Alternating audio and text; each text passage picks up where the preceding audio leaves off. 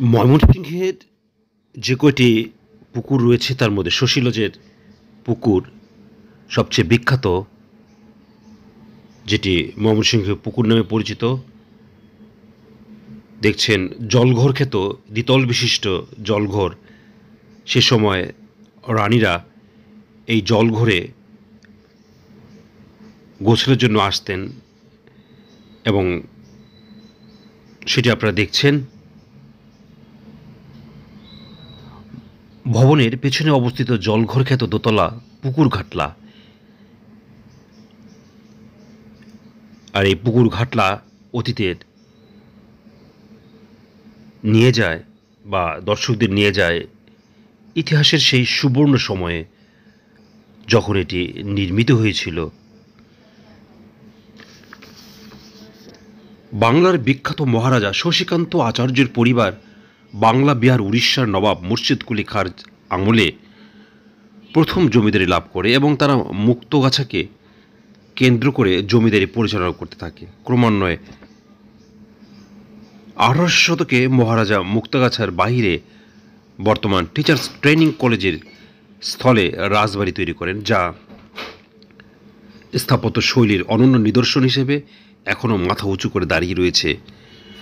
ময়মনসিংহ শহরে অবস্থিত এই রাজবাড়ির প্রতিটি ইঞ্চিতে ছড়িয়ে রয়েছে ইতিহাস।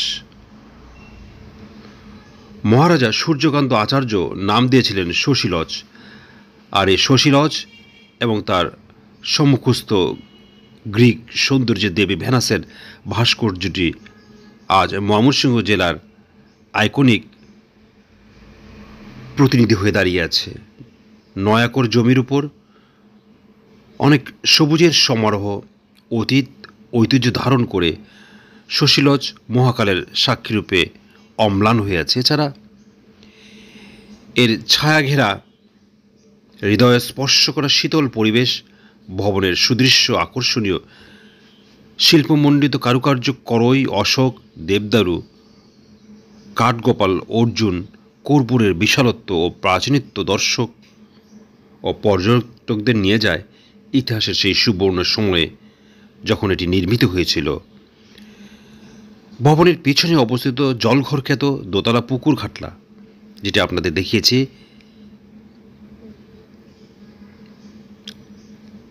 দেখছেন শশীলজ, যেটি ময়মনসিংহ সদরে অবস্থিত। শশীলজের স্থাপত্যকৃতি যুগ যুগ ধরে আকর্ষণ করে আসছে পর্যটকদের ও সৌন্দর্য পিপাসুদের দৃষ্টিকে। প্রতিষ্ঠাতা শশীকান্তের স্মৃতি উজ্জ্বল হয়ে থাকবে শশীলজের আঙ্গিনায় অনন্তকাল। মহারাজ সূর্যকান্ত তার দত্তক পুত্র শশীকান্তের নাম অনেক যত্নে নির্মাণ করেছিলেন। এ প্রাসাদ সিঁড়ি উঠলে এক বিশেষ ধরনের সঙ্গীতের সুর বেজে উঠত। এ জমিদারি প্রতিষ্ঠাতা ছিলেন শ্রীকৃষ্ণ আচার্য। শশীকান্ত এই জমিদার পরিবারের শেষ উত্তরাধিকার।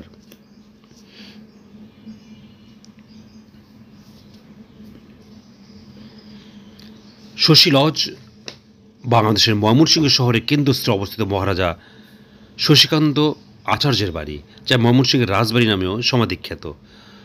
শহরের কেন্দ্রস্থলে ব্রহ্মপুত্র নদের অদূরে এই রাজবাড়ি অবস্থিত। 1952 সাল থেকে বহুদিন শশীলজ ব্যবহৃত হয়েছে মহিলা শিক্ষক প্রশিক্ষণ কেন্দ্র হিসেবে। লজ ভবনটি এখন জরাজীর্ণ এবং প্রশিক্ষণ কেন্দ্রের জন্য ব্যবহার করা হয় না। 2015